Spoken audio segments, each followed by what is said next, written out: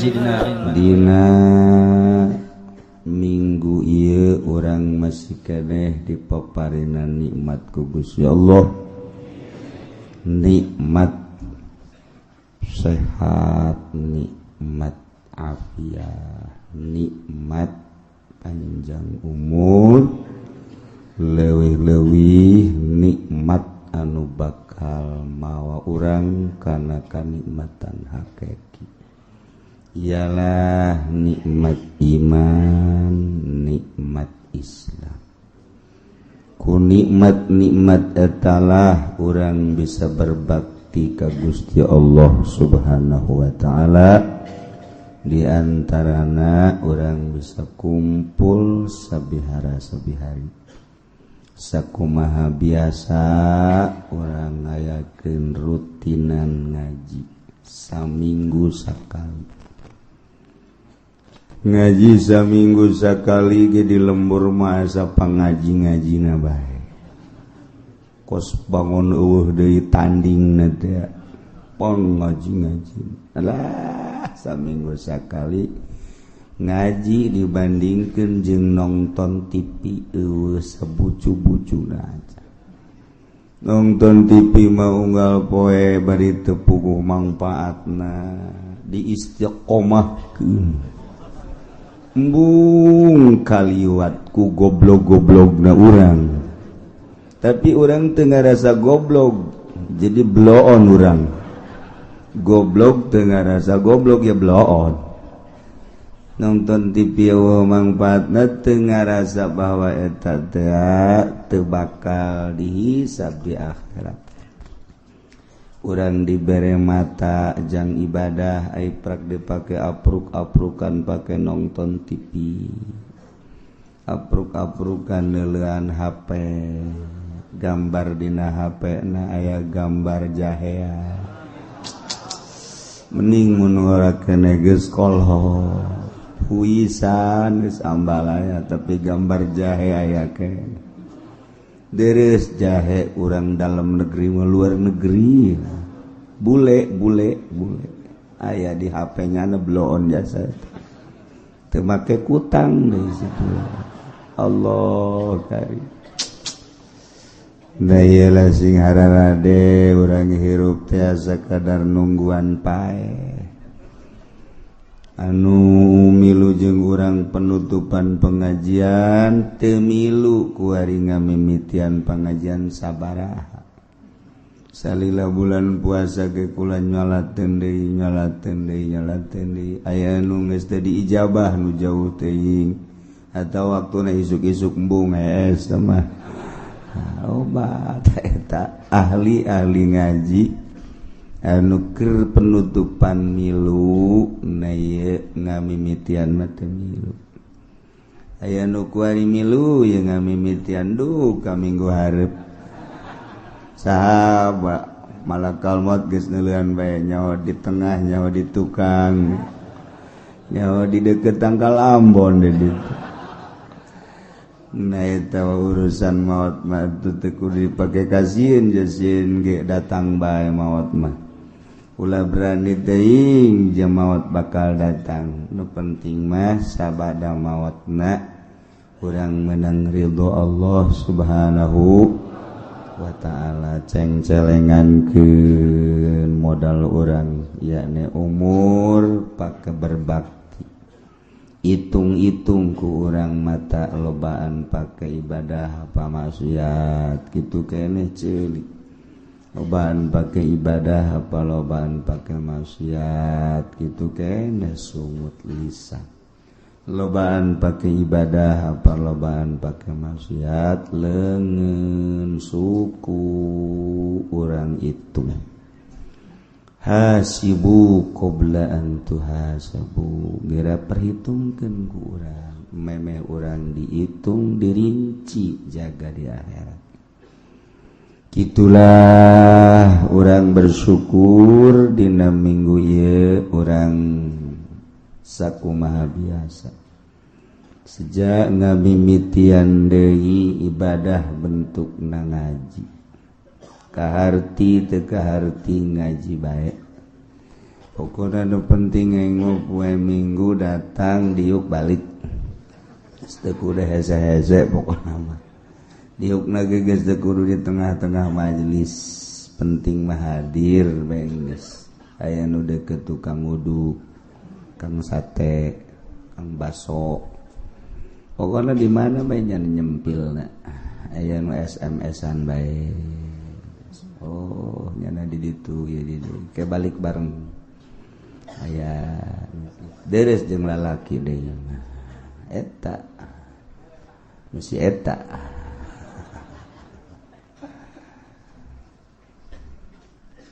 ternyata sanggeusna ku urang dianalisa ibadah urang di jero bulan Ramadan teh alhamdulillah aya peningkatan nu tadina urang teu tamat Al-Qur'an di bulan puasa mah alhamdulillah tamat aya nu teu bisa namatkeun tapi ngadengekeun mah ngadengekeun aya anu tamat 2 kali sabulan aya nu tamat 3 sabulan puasa teu pohara aya anu 4 kali wih lain lalaga bahkan aya nu laporan ka kula alhamdulillah kiai cenah kula sebulan puasa tamat 10 kali masyaallah bagus jasa kos nu ka Mekah di Mekah lulumpatan muru Masjidil Haram yang berjamaah pohara eta ibadah di Mekah asal ngadenge azan brung kobeh ninggalkeun berbagai aktivitas komo anu sejam munggah haji memang teu boga pagaweana naon sakadar salat hebat balik baik ka imah deket padahal mata ki haji ka masjid teu wauheun jeung masjidnya teu nyaho ka tihang masjid sabaraha teu nyaho ka samak masjid diganti apa henteu di Mekah mah lulumpatan muru berjamaah sok itu pas sedek-sedekna tapi barang balik bae ka imah sakitu lalegaan teu bae geus sabasa kali henteu diajakan geus sia bae ti heula diajakan ge henteu mawaan berarti teu Mekah bulan Ramadan gitu keneh di bulan Ramadan maca Quran teh wow pohara barang datang mereka bulan Syawal wari ge Quran di mana bade teundeuna geus teu pogonya ikut ta urang teh ibadah teh kos kitu tah di Ramadan mah pohara jadi teu istiqomah teh kudu nama istiqomah di jero bulan Ramadan teh sok maca Quran Syawal ge maca Quran di bulan Ramadan taraweh bulan Syawal ge taraweh terus yang dikepung masyarakat sih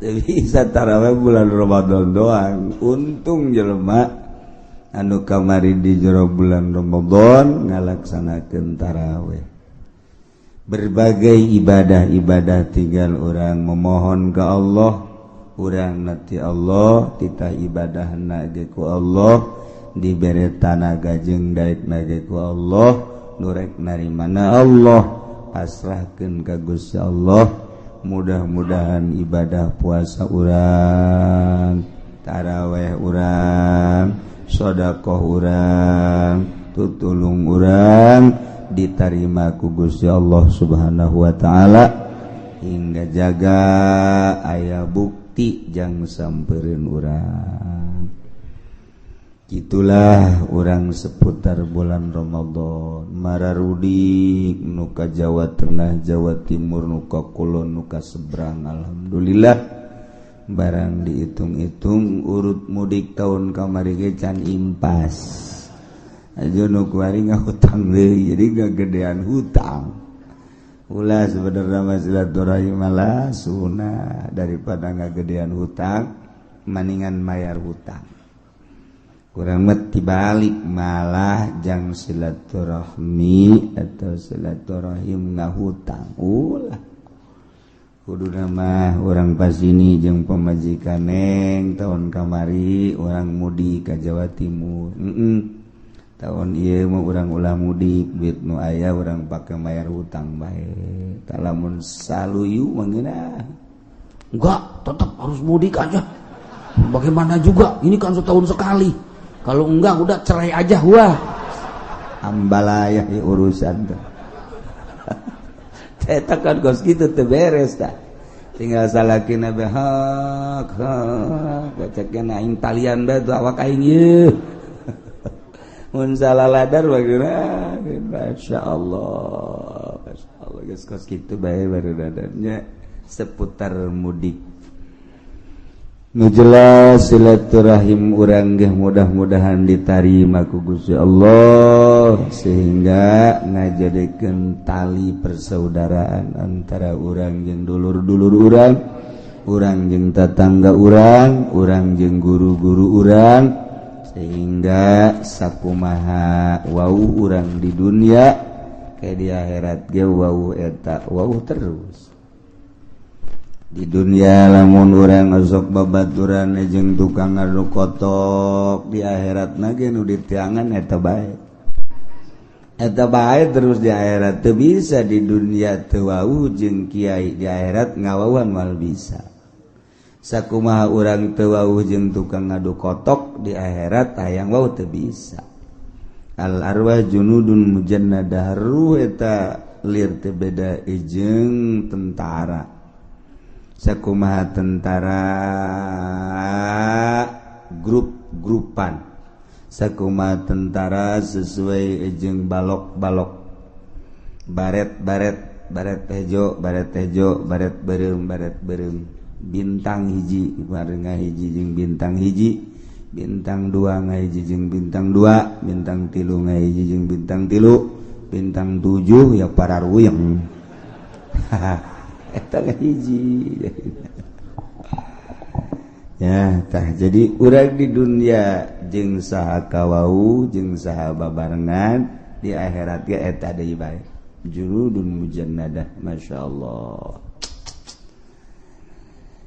kuari urang seja di jero hate urang dek ngamulayan ibadah ka Gusti Allah sakumaha biasa ngaji selain minggu di lembur masing-masing ge digiatkeun pengajian-pengajian nu di masjid di mushola di majelis taklim mulai dikosongkeun lantaran serangan-serangan di luar ku ari pohara jasa Wahabi terus-terusan ngalengitkeun kunut ngalengitkeun usolli riweuheun Wahabi mah aya nu kunut padahal di pasar Kemis bageus teu kudu diriweuh-riweuh boro-boro kunut subuhna ge henteu. Teu kudu diriweuh-riweuh nya kudu ngariweuhkeun kunut atuh subuhna ge geus henteu. Bejakeun ka Wahabi, udah jangan bingung-bingung gitu. Pangkas dengan subuh-subuhnya. Bingung-bingung nya nama subuh geus urang mah teu aya subuh isuk-isuk. Lain dina waktuna. Ditanya kurang sia sholat subuh isuk-isuk jipan aing hees pan hees batu wajib sholat di mana ya kitabna hees wajib sholat tuh pinter teh budak emang ge keur hees wajib sholat tuh kitab buat ijazah ge malah ya jago tuh budak ngajawabna aing sudang atuh aing sholat hebabna koboan itu kesi pasing-pasingkan Gusti Allah jadi alhamdulillahirabbil alamin urang ngayakeun kegiatan ngaji di lembur ge digiatkeun ku ari sebab ieu Syiah terus-terusan salah cenah kiai eta Syiah teh panjang dongengna ke urang bahas dina kesempatan-kesempatan nu jelas Syiah nu aya di urang mah teu pati beres Wahabi cenah salah teh kiai ai salah jasa dengan kurang pati bener ai salah jasa dengan kurang pati bener eta Wahabi sing hade di urang Tangerang, Bogor, Serang, Pandeglang, Rangkas Bitung, Lebak, termasuk alhamdulillah Sunni yakni ahli sunnah wal jamaah solid. Aya ge pepeletekan Wahabi Muhammadiyah Persis lah teu dianggap aya kosnu eueuh. Geus direncanakeun deuk asup ka wilayah provinsi Banten serangan Wahabi jeung Syiah. Atuh adapun nyana deuk dararatang atuh sabodo tinggal urangna bae ulah goyang. Sakitu bae geus kajeun nu goyang mah di Karawang bae. Urang ulah goyang-goyang biasa bae. Ya jadi tegeran akidah urang sing hade. Anak urang sing hade, incu urang sing hade, urang mah nuturkeun guru urang nuturkeun guruna nuturkeun guruna sampailah ka para tabiin, sampailah ka para sahabat, sampailah ka Kangjeng Nabi Muhammad sallallahu alaihi wasallam. Ulah punggal pengkol sing hade geus puguh kitabna, geus puguh pelanggeranana, urang menyekelan kitab salafus sholihin. Dimodernkeun boleh-boleh bae urangna nu milu modern. Akidah mah ulah dimodernkeun. Agama ulah dimodernkeun. Urangna deuk milu modern silakeun bae. Sok bae sakadar jang cacampuran urang supaya ulah aya ketimpangan. Modernkeun awak urang, tapi akidah jeung agama mah teu bisa dimodern. Akibat dimodernkeun Quran dipotong-potong ayatna anu masih keneh bisa dipake nu teu bisa dipake kunyana disingkirkeun. Nah eta kos kararitu kan teu beres. Antak sing hade Islam datang ke Indonesia dibawa ku para wali Allah, bentukna ieu kos urang kos ahli sunnah wal jamaah. Di luar negeri mah geus dirarobah, walaupun negara Islam tapi geus berubah. Urang lamun deuleu di Yordania, namun beja di Turki ku hari geus teu puguh, kitu keneh di Tunisia, kitu keneh di Maroko. Padahal negara Islam tapi geus berubah. Lebih di Indonesia mah masih utuh. Loba kesulitan deuk ngarobah Sunni nu aya di Indonesia. Ieu berkat fadl Allah Subhanahu wa taala. Berbagai-bagai dirubah-rubah tetapi tetap masih kuat kan baik. Tinggal sing hade urang nungguan maut besi rubah-rubah, naudzubillah komo datang ka asup Kristen, naudzubillah min zalik wa min zalik. Ngagelok ka Wahabi ge, naudzubillah min zalik wa min zalik. Urang teh keur ngabahas tentang bugot, tentang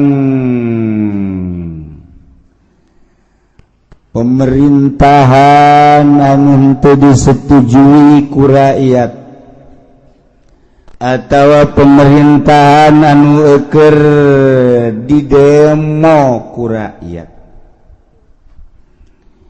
Maka di tengah-tengah nyaritakeun bugot ki musannif hadzal kitab nyaritakeun tentang ngadirikeun negara, ngadirikeun pemimpin di negara urang mah negara Republik Indonesia demokrasi, tetap kudu aya pemimpin, presiden ngaran. Nu alhamdulillah mimiti Bung Karno, kemudian Bung Harto, mantas Soeharto, sakedeung B.J. Habibie, tasabibi teka caritanya na kuar di mana ayana kuletik meureun teu kanyahoan ganti man tasabibi ku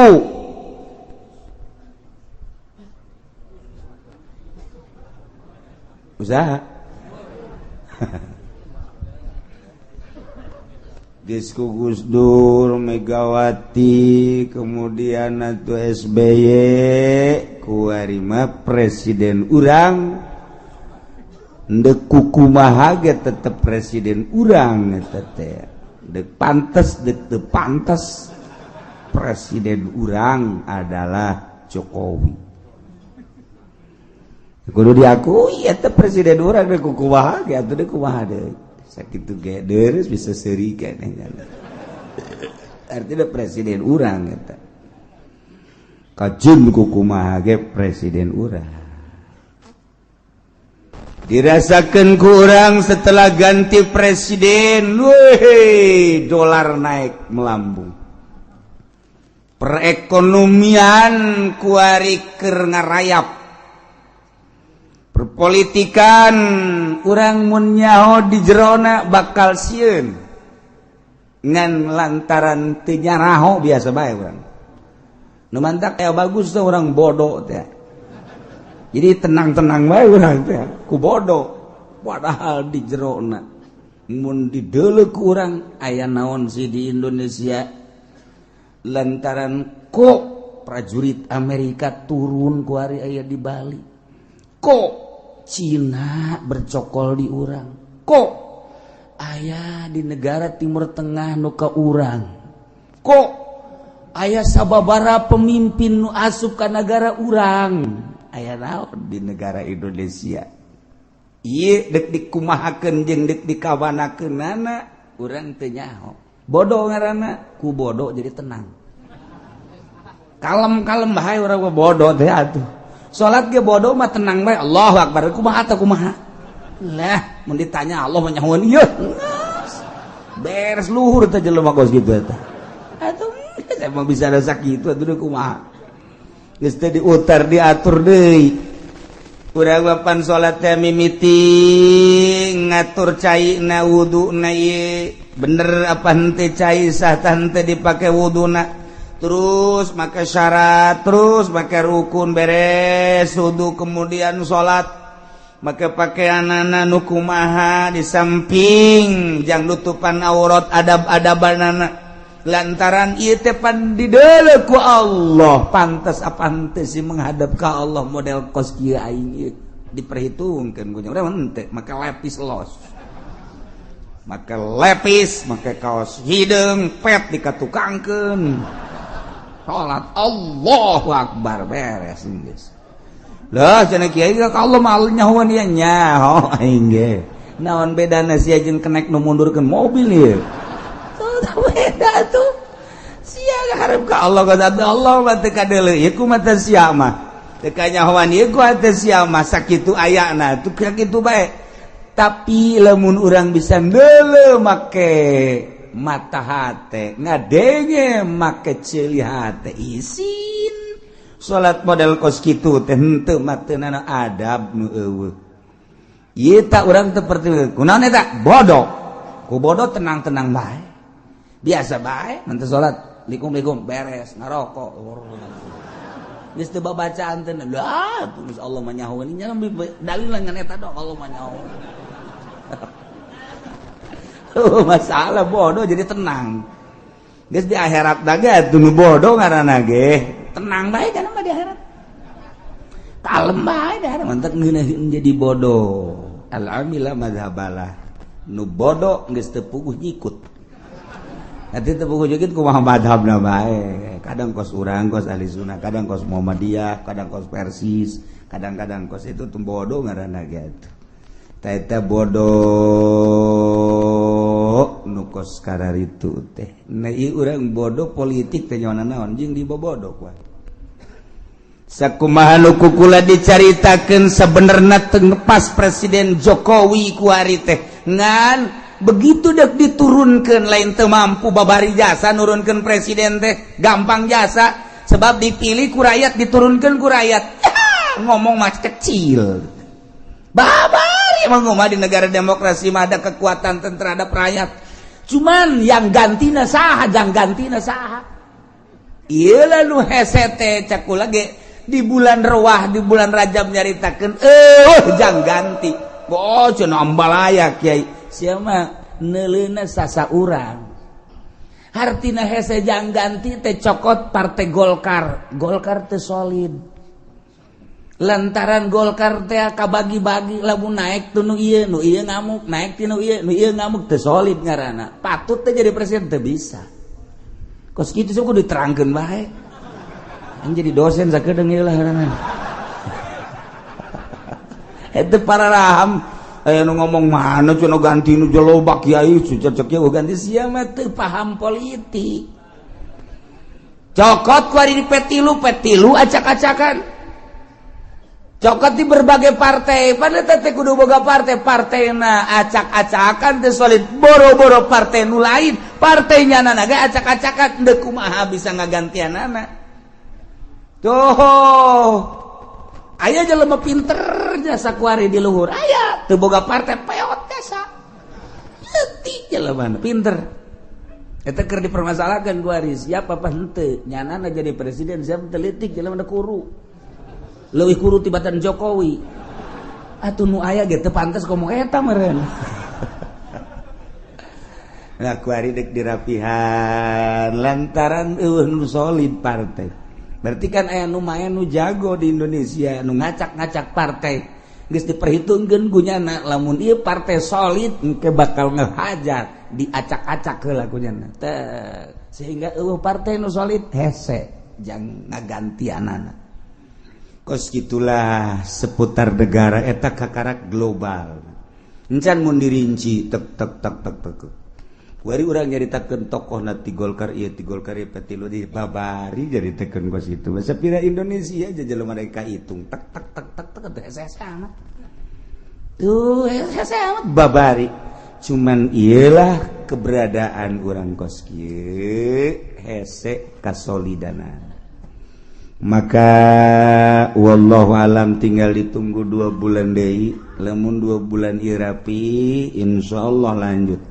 Mun 2 bulan ieu teu rapi wallahu alam bissawab. Bisa assalamualaikum warahmatullahi assalamualaikum warahmatullahi. Kuari keur diurusan kuwae. Sebab naon perekonomianna mungsrut kuari. Tailah lamun negara ekonomi teu jalan atau politik ge teu jalan. Ai negara mah moal bangkrut. Degekeun ku Celisya dongengna negara bangkrut moal aya. Nu bangkrut mah politik. Nu bangkrut mah perekonomian. Kambalina politik jeung perekonomi ka rakyat. Negara mah moal bangkrut. Nu mantap moal bangkrut atuh jelema titang malayar pajeg kabeh deuk bangkrut kumaha. Negara mana nu bangkrut eta mah ngomong doang negara bangkrut negara bangkrut moal aya setungtung aya presidenan aya kepala negaraan negara mana bae moal bangkrut nu bangkrut rakyat negara mah moal bangkrut ya kurang kuari malayar bae duit ka mana udah ditanyakeun goblok tama kumaha kepala negara tama kumaha gubernur kumaha bupati sia mah mayar bae adapun ka mana-mana kumaha aing goblok meureun sia mah ulah ngomong ulah nanya pan sia mah kitu amat jadi bupati ulah nanya pokona mah sia mah mayar bae kumaha ka ditu nama engke aing naik ku siap pilih deui bego meureun sia ieu si sia teh bego aing kabehan seakan-akan seperti kitu negara urang demokrasi apa lain wallahu a'lam pilih aing mayar pajak sia ka aing adapun duit deuk ka mamanana ulah hayang nyaho sia kumaha aing ji bupati kieu urang teluh bayu teluh maningan ge kena bureuteu ieu beteungna ieu ulah kitu cek yeuna ieu udah bener di urang je APBD entah gerang sabaraha kota sabaraha di gubernuran sabaraha ieu teh pan rakyat teh bodoh teu nyaona naon ieu ku teu nyaona naonna tentrem teu nyaona naon teh jadi tentrem bupati ge tenang kalem biasa bae ge teu isine gak pagi jeung rakyat teh Bupati salah teh isinan nggak panggil jeung rakyat. Bupati bego meureun tah. Ya tuh rakyat ge bego ieu.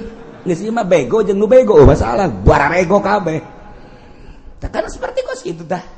Ieu keur carita nagara kudu aya pamimpinna. Ieu nu dicaritakeun ku urang.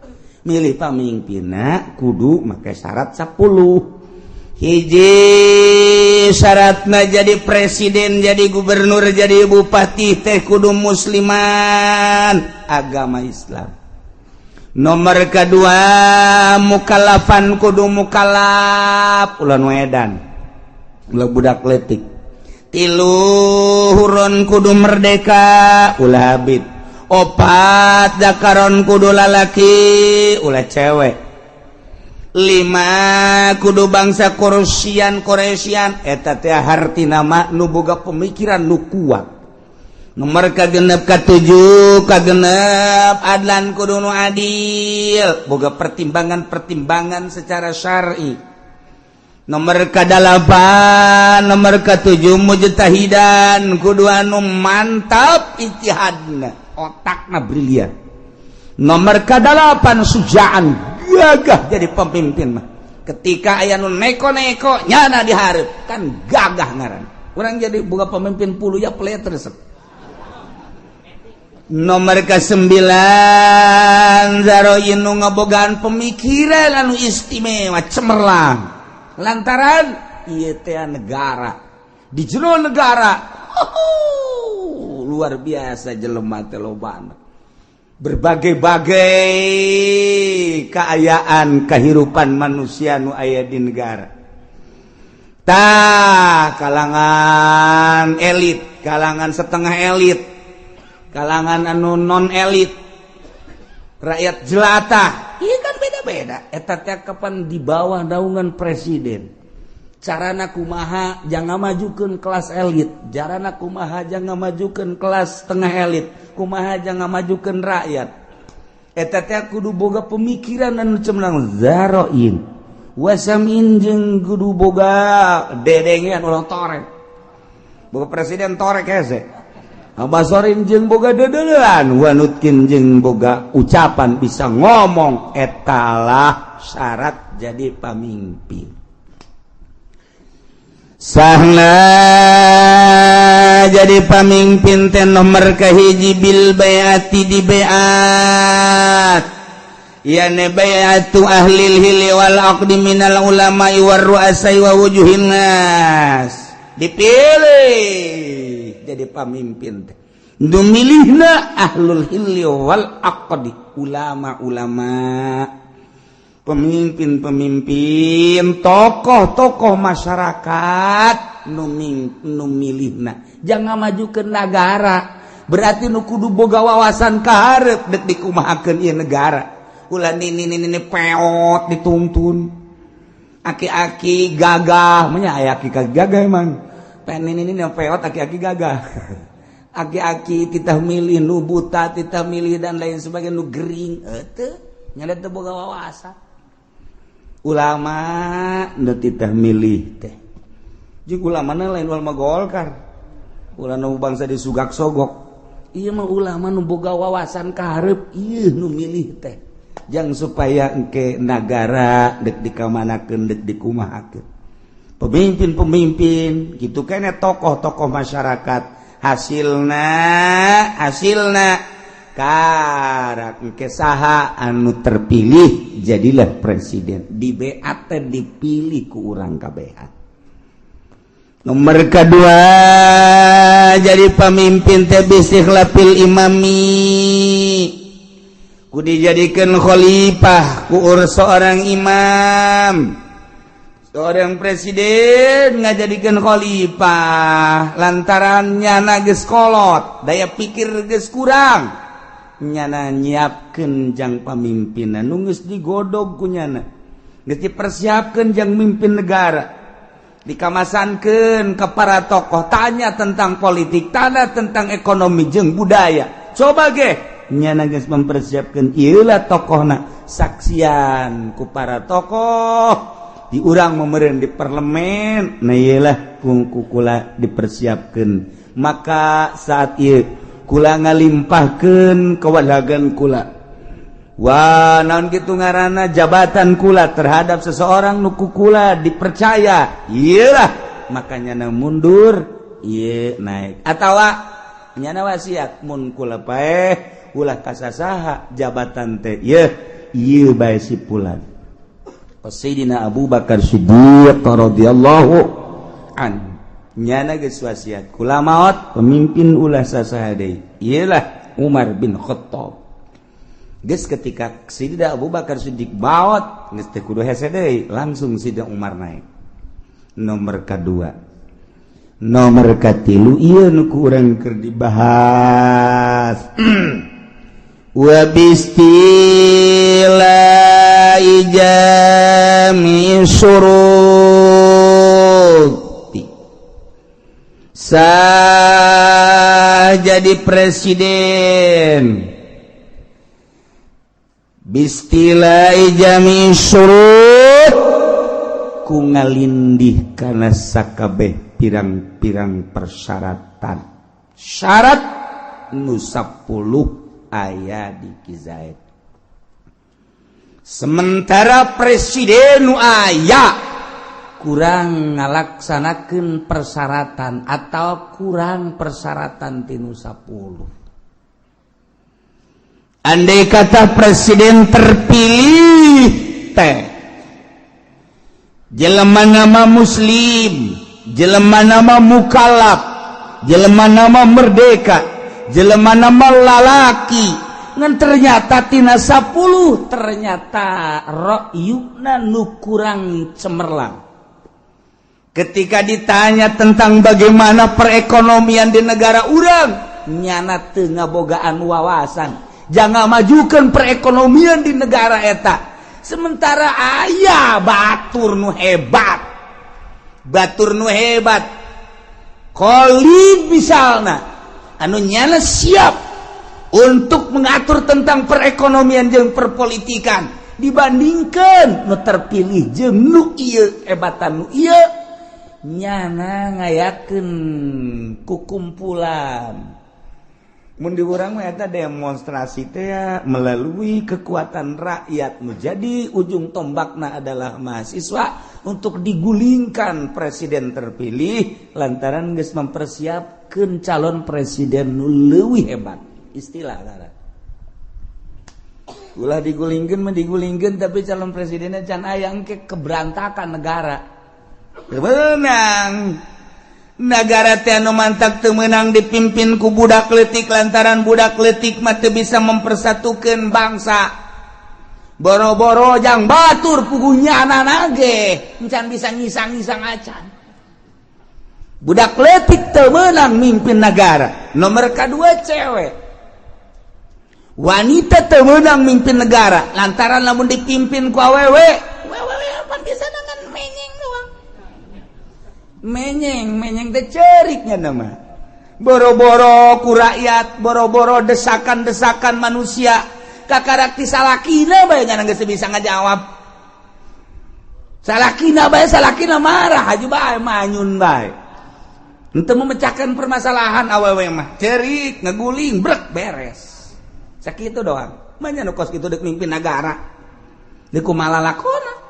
Karakter wanita nu mantak teh karakter wanita mah kos kitu nu mantak teu meunang jadi pamimpin acak-acakan negara. Ketika negara orang dipimpin ku Megawati urang mah bodoh teh nyaho naon padahal nu coplok ieu sabaraha pulau. Aset negara nu coplok sabaraha lantaran urang mah bodoh biasa-biasa bae. Kalem-kalem bae mun urang menelusuri ka jerona masyaallah aset negara sabaraha anu acak-acakan jeung nu beak. Pulau sabaraha nu dijual. Urang mah teu nyaho lantaran bodoh. Kos kieu lah eta lah wanita. Lamun urang nyaritakeun tentang keberadaan negara urang dipimpin ku Soeharto mah biasa bae. Hutang bisa ditutup dipimpin ku Bung Karno mah komo maju negara teh. Rarasaan urang mah teu maju padahal maju. Komo dipimpin ku Belanda mah leuwih maju. Lamun urang nyaritakeun kemajuan negara Indonesia dipimpin ku Belanda jeung ku negara urang, ku urang masing-masing kemajuan ku Belanda. Aya jalan kereta nang Belanda, nang urang mana? jalan nembus Rodi kerja Rodi baheula jalan provinsi nang Belanda nang urang mana malah kuari mah dijualan nang urang mah ayo coba aya bendungan 12 pintu 12 sadane nang Belanda nu di Bandung itu bendungan nang Belanda kabeh ieu teh aset-aset nu aya nu di urang nu digunakeun urang nang Belanda nu urang nang urang mana baheula Belanda nyieun jalan kereta Belanda nyieun jalan Belanda nyieun irigasi Belanda nyieun berbagai itu jembatan-jembatan eueuh anu songhek saeutik negara urang sugan gunung songhek henteu sugan hutan songhek henteu kuari urang geus naon nu dibangunkeun gunung Sararohek kuari gunung songhek hutan songhek laut songhek bari can aya ieu mana bebeunanganana ieu keur carita perbandingan berarti kemajuan dipimpin ku Belanda mata geunaheun keneh di zaman Belanda daripada di zaman urang kuari lamun deuk caritakeun maju bebenangan urang mana nyieun jalan kuari dari anyer penarukan nang Belanda di hasil urang mana hasil urang ayo coba jalan nu belah ditu aya deuk dijual nu belah ditu aya jalan geus dijual digantikeun kuari urut jalan urut irigasi kuari jadi pabrik lain kegedean jalan lain nambahan jalan malah jadi pabrik sabaraha jalan nu leungit nu dipake pabrik ai pabrik jang kepentingan saha kepentingan rakyat sejenak jang itu ai jalan mah terus ka anak incu anyar penarukan eta teh jalan teh di zaman Belanda datang ke bapak kolot urang bapak urang datang ke urang bisa merasakan jalan kereta Jakarta Surabaya nang Belanda urang bisa ngarasakeun kuari hasil urang mana urang lamun keur carita perbandingan oge nya kieu maning bikeun di ka Belanda tangkorak sia baheula lagi urang merdeka hayang kan ieu geus si kemerdekaanna teu mampu urang teh nah urang mah sararohek toh lamun urang nyaritakeun tentang perjuangan bapak kolot urang baheula murigat bulu urang Bung Karno bapak kolot urang ditahan disiksa diseret eta teh memperjuangkeun bangsa jeung negara hayang hengkang Belanda ti negara urang 3 abad setengah ngajajah urang supaya leuit jana urang teh terus berjuang saya aya babur runcing golok geus lain golok seukeut golok tarang hau maka berjuang di negara urang teh demi bangsa jeung negara supaya anak urang geus bang urang kos kieu supaya anak urang kan kitu ngaromongna ge anak incu urang supaya ngeunaheun nyana memperjuangkeun coba ye ketika Bung Karno tangkap ku Belanda jeung Ki Ahmad bawa ke dieu langsung diasupkeun ke penjara sapoe 2 poe 3 poe paneta di penjara teh mah Belanda mah lain maksud menjarakeun dek dibunuh dengan tidak diberi makan dan minum 3 poe geus leuleus ngomongkan Bung Karno ke Ki Ahmad Kiai rasanya kita mati ini di sini. Tidak usah ngomong begitu cek Ki Ahmad. Mati urusan Allah. Tidak mati. Kalau nyawa kita masih ada di badan kita, kita tidak mati. Aduh. Bisa ada Ki Ahmad. Enggak usah takut. Ada Allah. Bung Karno Allah itu benar ada. Tetapi kita tetap kalau tidak makan dan minum mati. Pertolongan Allah akan datang. Tenang. Ceki Ahmad innallaha ma'ana. Kaopat poe geus kicep doa. Atuh teh dahar teu nginum pan? Kicep. Kiai saatnya kita mati kan. Tidak. Ceki Ahmad, tetap hidup kita. Hidup bagaimana? Enggak makan, enggak minum. Belanda datang ke jero dibuka lawang blok seserian. Sekarang kau mati di dalam penjara. Sekarang kau tidak akan bisa melanjutkan hidup. Geus teu bisa nanaon kieu. Seserian Belanda. Digebrukeun deui lawang. Di jero geus kararieu bae. Ceki Ahmad Bung Karno, pertolongan Allah akan datang ketika kita sudah tidak berdaya. Kita sekarang sudah tidak berdaya, cek Bung Karno. Mana pertolongan Allah? Itu kamu masih bisa ngomong, itu daya kamu. Oh iya ya. Baheula eta memperjuangkan negara datang ke kitu coba. Kalau masih bisa ngomong berarti masih ada daya dan kekuatan. Ketika kita sudah tidak bisa apa-apa, baru pertolongan Allah datang. Kali mau poe geus bisa nanaon. Sekarang ieu mah. Mencak urang mau ana pertolongan Allah sebentar lagi. Ketika kita belum pasrah 100% kepada Allah, Allah tidak akan menurunkan pertolongan. Pasrahkanlah diri kita 100% kepada Allah. Jangan ada perasaan, kekuatan, daya di diri kita. Semuanya milik Allah. Ceki amat kan gitu. Pasrahkan semua kepada Allah. Nanti pertolongan Allah datang. Bung Karno geus kieu bae. Mesti ngomongnya. Mesti dahar teu nginu. Kunaon ka sore jol bae aya jelema datang mawa sangu. Lewat erang-erang tah di penjara teh pan aya nu bolong sagede-gede di luhur. Lobang angin, asup ka dinya set, bluk. Mawa sangu dahar di jero. Ayo kita makan. Ini pertolongan Allah. Dah. Bung Karno ge bingung di liwat mana jelema ieu. Lawan dikunci bisa mawa sangu segala rupa ieu. Wow, segala geus beres dahar, aya sambal segala geus di jero geus. Insyaallah wahara jasa. Beres datang kokobok set sasalaman. Naik deui lewat eta deui lubang angin set keluar. Bung Karno teu ngomong. Eta saha teu ngomongnya. Jeung nang nita saha teu ngomong. Dek ngomong ka Ki Ahmad besi salahnya. Secara kanan bae di jero. Ki Ahmad teh ada kiai ulah abah. Kita sok ngaji mingguan di dieu. Ngajina hikam teh. Ya Allah ya Rabbi. Geus rada aya tanaga teh poe eta. Isuk datang deui lewat eta didelegeun bae ku Bung Karno. Set datang deui. Duhar mantep. Pohara jasa. Nah, hari ke-6, hari ke-7 mah datang deui. Ka-8 tetep nanya Bung Karno. Siapa sih? Jangan tanya. Tuh bener bae ceknya. Aing carekan deh. Teu beudang nanya saat-saat kos kitu teu beudang nanya. Pertolongan Allah nanti setelah kita keluar baru saya jelaskan. Masya Allah. Tak eta teh bisa datang lewat eta kan jelema kiai. Datang ngosang.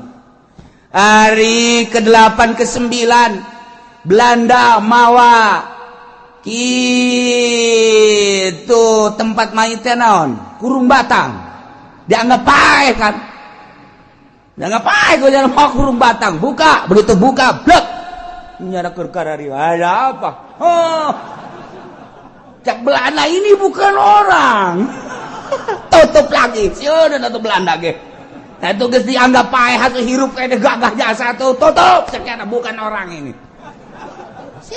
Nah, seserian kada di jero. Duaan bae. Oh, Belanda sieun jero ka urang Ceki Ahmad teh. Padahal urang ge sieun gayana Ceki. Negara. Dek jadi pemimpin negara pohara jasa digencet ka Pandirigul teh. Tapi kan meleset jelemana blok ke Jakarta nu digencet nama hanya tangkal cau.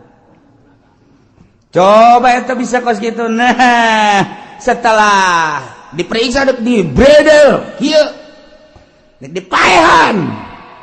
Nu disiapkeun tadi mah mau kurung batang, kuari mah mau stem. Disiapkeun. Begitu asup ka dia langsung tembak bae geus. Belanda. Orang jelemana milu keluar jalan nu tadi. Set berangkat kabeh.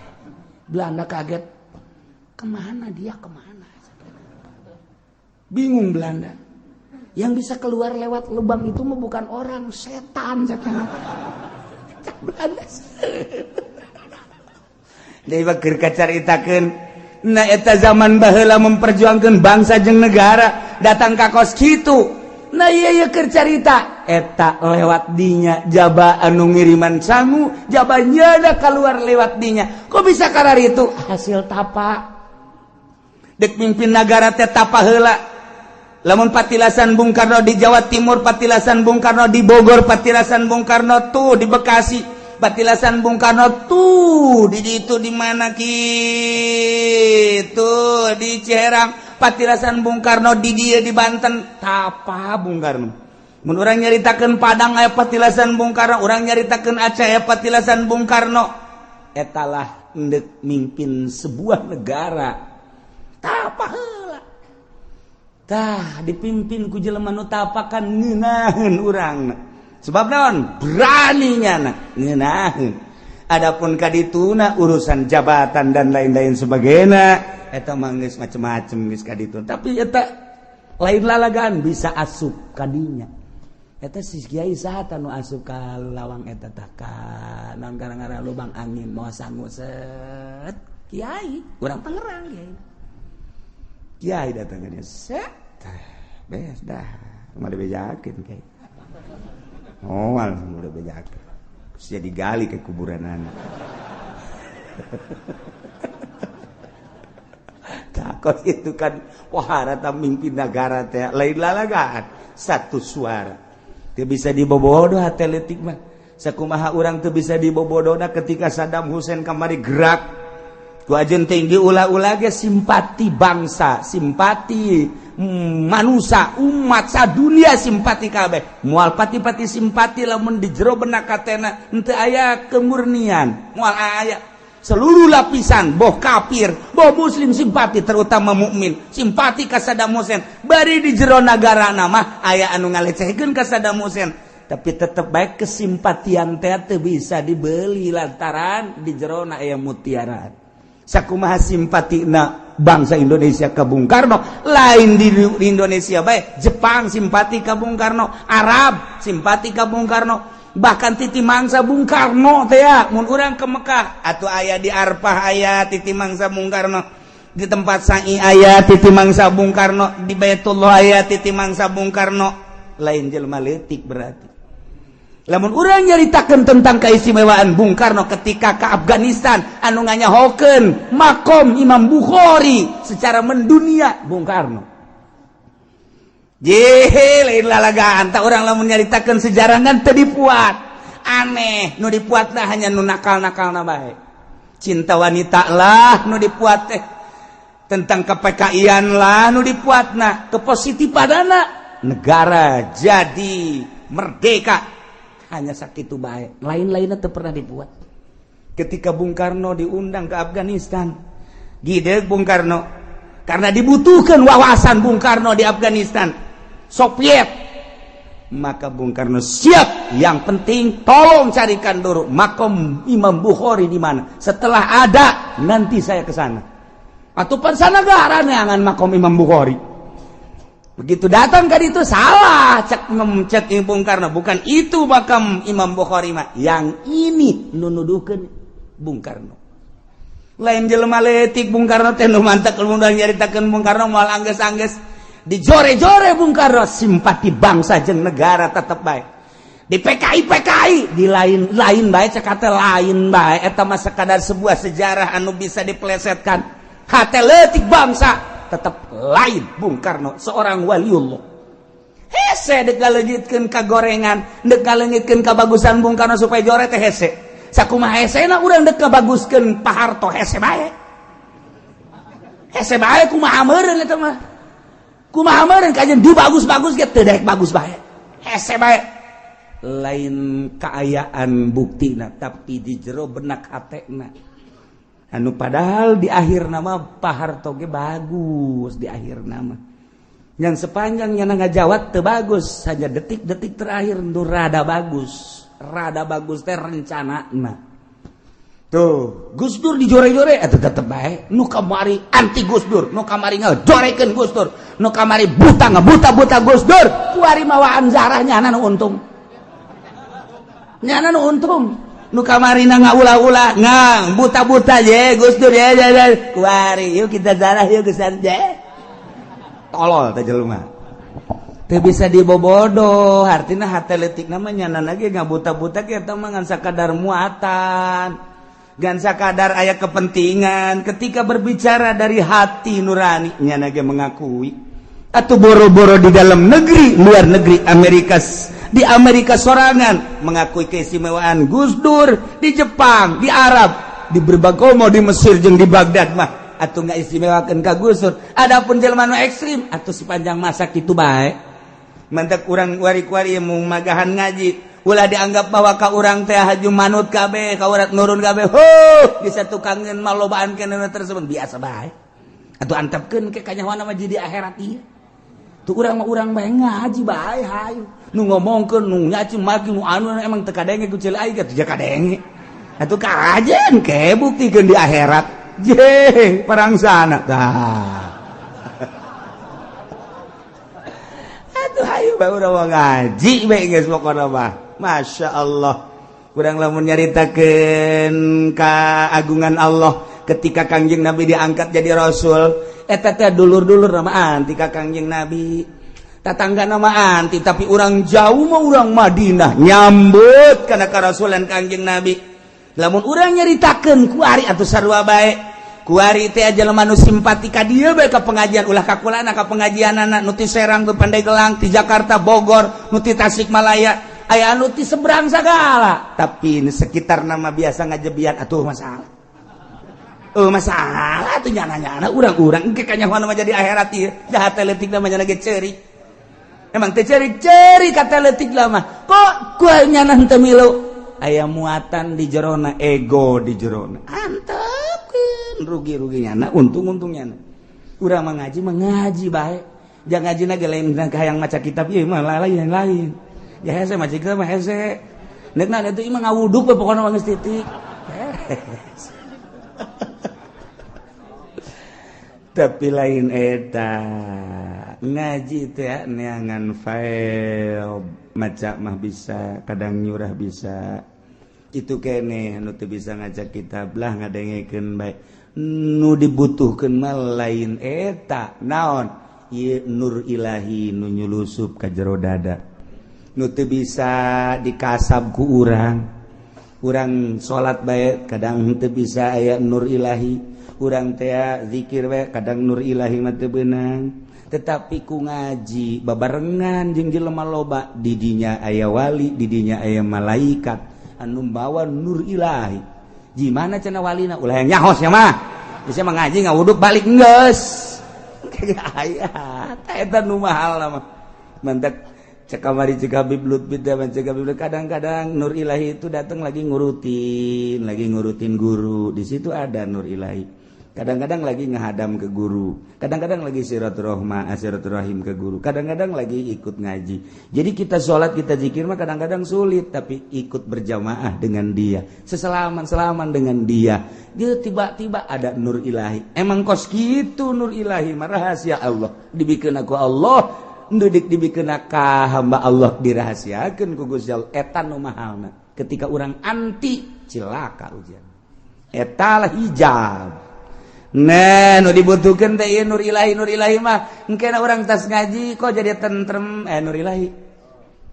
Urang ngaji coba di pendopo jeung kiai carita politik, carita ekonomi. Oh, hebat jasa. Datang ka imah puyeng. Lain lalagaan puyeng. Tapi ketika urang datang ka dieu, tak atawa ka pengajian nu lain, beban naon leh. Pokona mah kiai aing mah teu hayang wauh jeung kiai, nu penting mah aing mah jeung tukang sate beh heula wauh. Oh, masalah. Wauhan kana jeung si eta dari bajeng oh masalah datang tapi datang ka imah tentrem amat nu matak tentrem meuli satena 2 bungkus Pak kalem mahal katentreman eta lah nu mahal salat jadi meningkat salat tambah khusyuk emang ngahusukeun ku Pak di khusyuk-khusyuk urang moal bisa ja khusyuk mah pamere Allah ketika urang nyampur jeung nu bisa khusyuk kadang khusyuk aya ketika orang nyampur jeung ahli makrifat urang aya faed ngaranna luluberan ti ahlina nyurup ka urang eta nu mahalna jeuh tuh ngaji na mah hararese emang kumaha gitu ngaji urang ngaji di pondok 15 tahun 20 tahun gitu bisa-bisa tuh komo mingguan bisa naon tuh ngaji kos gitu parangsana bebari meureun ngaji tapi tah nurut ilahi mah kos kumaha barang ngaji tak Masya Allah horenganan kreditan tehara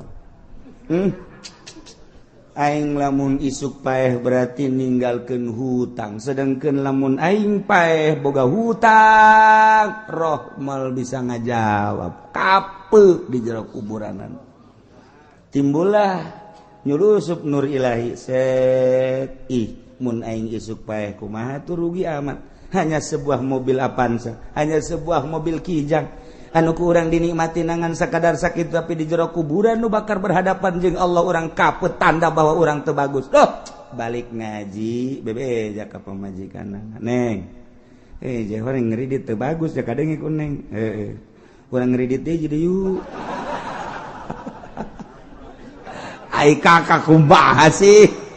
Mantak ya kakak ngomong kan Neng maning jual apa maning kredit nyoba kan Neng kakak mah geus dahayan Kak atuh ulah dijual kieu bae ieu mah bereskeun aju urang meuli deui jadi dua nu ieu bereskeun aju urang meuli deui anu ulah kredit anu cash gantung mah ieu beung kakak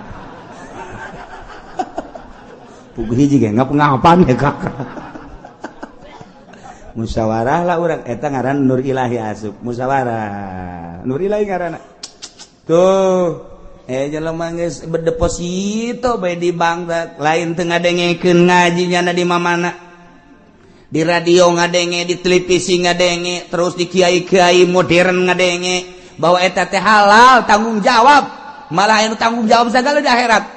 Pokoknya ketika berhadapan dengan Allah, saya tanggung jawab. Ceknya nanti saya usulkan kepada Allah. Kos bapak kolot nabai Allah. Pohara jasa. Tanya na bagi kuat pak. Boleh. Can aya Nur Ilahi ketika nyana ngaji, merenung. Atuh gagah Nur Ilahi memang kumaha gitu. Sejuta kali gurunya nang geus tiditu. Asup ka jero hate. Nang Allah kan Nur Ilahi. Buah ieu nu bener mah. Asana salah aing deposito si itu kurang kumaha ngadalil jeung asana teu beres didongkrak ku Nur Ilahi gagah Nur Ilahi mah kajeun ku kumaha gesan lah depositona sieun kadengekeun ku kiai itulah jangan takut enggak lah saya pokoknya mau udahan aja Nur Ilahi lamun geus nancep ka dieu boleh lalagahan nu mantap kiai wani hudang jam hiji aju mandi aju ngalawudu aju salat padahal mah tunduh aya naonan aya Nur Ilahian ente mah Nur Ilahian barang neuleuh jam hiji simbut di kadiekeun bedana aya Nur Ilahi jauhan geus kitu bae hese-hese ge bae lah cenah jam 2 mah rada deukeut ka subuh hudang jam 2 ge bae 2:30 tolol da coba diengke-engke bae ku nyana ge engke naon eta eueuh Nur Ilahian ai kiai nu hudang ti beuting mandi wudu salat ko berani padahal mah tunduh aya Nur Ilahian gagah Nur Ilahi emang kumaha gitu nyulusup ka jero hate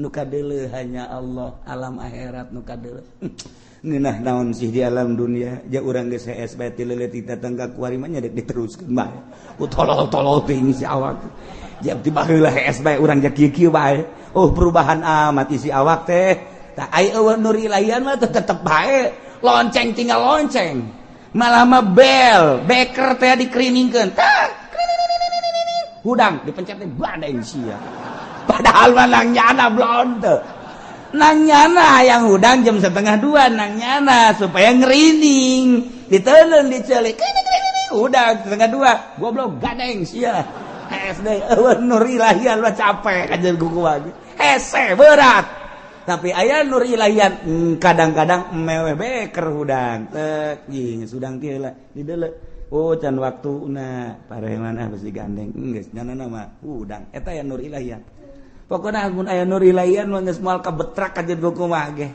kajeun cak urang capek-capean atuh henteu bae sep nyulusup ka jero teh cet urang emang Nur Ilahian aya urang ge kahijab